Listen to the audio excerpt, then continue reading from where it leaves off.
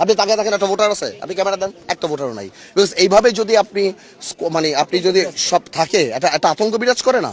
আন্দালিবের কথাই প্রমাণিত হয়, ভোট কেন্দ্রে ভোটার নেই।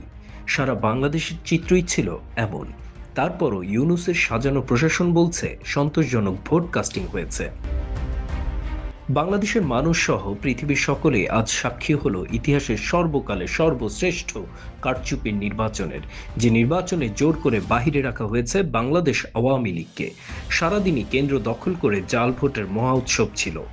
এমনকি গতকাল সন্ধ্যা থেকেই বিভিন্ন কেন্দ্রে বিএনপি ও জামাত পাল্লা দিয়ে কেন্দ্র দখল করে জাল ভোট দিয়েছে।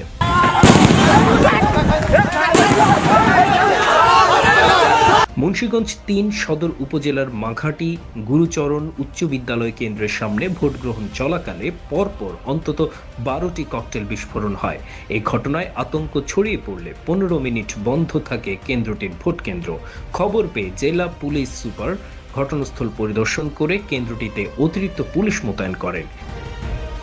মেহেরপুর ২ সদরে ভোট দিয়ে ফেরার পথে বিএনপি জামায়াতের দুই গ্রুপের মধ্যে সংঘর্ষ হয়।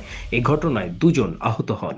এ সময় একজনকে আটক করেছে আইনশৃঙ্খলা রক্ষাকারী বাহিনী। এদিন সকালে গোপালগঞ্জ ২ আসন জেলা শহরের রেশমা ইন্টারন্যাশনাল স্কুলে ভোট কেন্দ্রের সামনে ককটেল বিস্ফোরণ করে দুর্বৃত্তরা। এতে কেন্দ্রের মূল ফটক ক্ষতিগ্রস্ত হয়।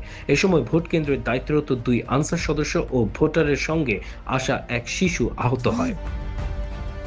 একই দৃশ্য দেখা যায় ব্রাহ্মণবাড়িয়ায় সরাইল সদর ইউনিয়নের আলীনগর সরকারি প্রাথমিক বিদ্যালয়ে ভোট কেন্দ্রের রুমিন ফারহানা ও জুনায়েদ আল হাবিবের সমর্থকদের মধ্যে সংঘর্ষ হয়। অন্যদিকে নোয়াখালী ৬ আসনে এনসিপি মনোনীত প্রার্থী হান্নান মাসুদ কেন্দ্র দখল করতে গেলে সাধারণ জনগণ তাকে ধাওয়া দেয়। এদিকে মাদারীপুরের রাজৌরের বাজিতপুর ইউনিয়নের নয়াকান্দি সরকারি প্রাথমিক বিদ্যালয়ের কেন্দ্রের পাশে একটি মোটরসাইকেলে আগুন দেয় জামাত সমর্থকরা। খবর পেয়ে জেলা প্রশাসনের কর্মকর্তা সহ আইন শৃঙ্খলা রক্ষাকারী বাহিনীর সদস্যরা ঘটনাস্থলে পৌঁছে নিরাপত্তা জোরদার করে। ফেনী ২ আসনের ফরহাদনগরে ভোট কেন্দ্র দখল করতে গেলে বিএনপির সমর্থকরা জামাত সমর্থিত ঈগল প্রতীকের প্রার্থীর সাথে সংঘর্ষে লিপ্ত হয়। রাজশাহীর পুটিয়ায় ধানের শীষ ও স্বতন্ত্র ফুটবল প্রতীকের প্রার্থী সমর্থকদের মধ্যে ভোট দেয়াকে কেন্দ্র করে সংঘর্ষ হয়। এছাড়াও সারা বাংলাদেশে প্রতিটি কেন্দ্রে সংঘর্ষ এবং ভোটার কম উপস্থিতির খবর পাওয়া যায়।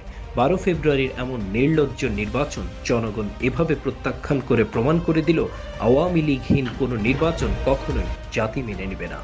Desk report, বিবাংলা.net।